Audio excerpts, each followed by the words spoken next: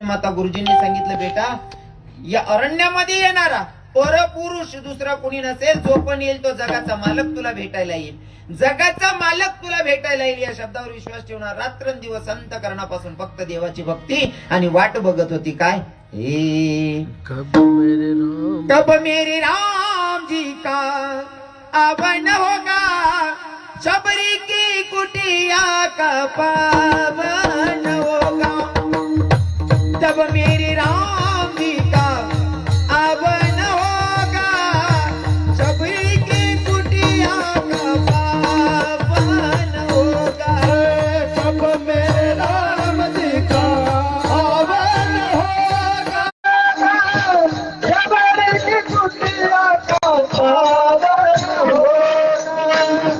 आएंगे रघुराई उनको आसन पर बिठाऊंगी, फिर मैं अपने हाथों से खिलाऊंगी, अपने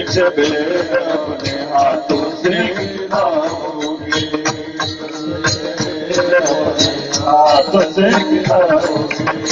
साथ साथ लखन जी का दर्शन होगा, शबरी की कुटिया का पावन होगा, तब मेरी राम जी का बना होगा, शबरी की कुटिया का पावन होगा, राम जी का बना होगा, शबरी कुटिया का पावन होगा, जब मेरे राम जी का बना होगा, शबरी कुटिया का पावन होगा.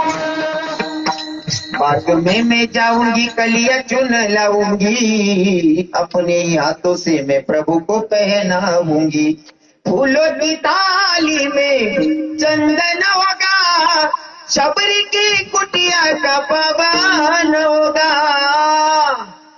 वाट बघत होती, जगाचा मालक आला सुद्धा, शबरी माताला दर्शन दिलं. पुढचा विषय सांगणे नाही, पण शबरीनं गुरुजींच्या शब्दावर विश्वास ठेवून अंतःकरणापासून देवाची भक्ती केली बाबा, आणि रात्रंदिवस नामचिंतन केलं म्हणून भगवंताची प्राप्ती.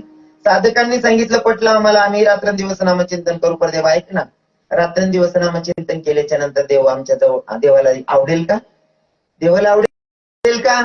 नाथबाबांनी सांगितलं, हा तर पहिला प्रकार सांगितला. जर देवाला अजून आवडावं,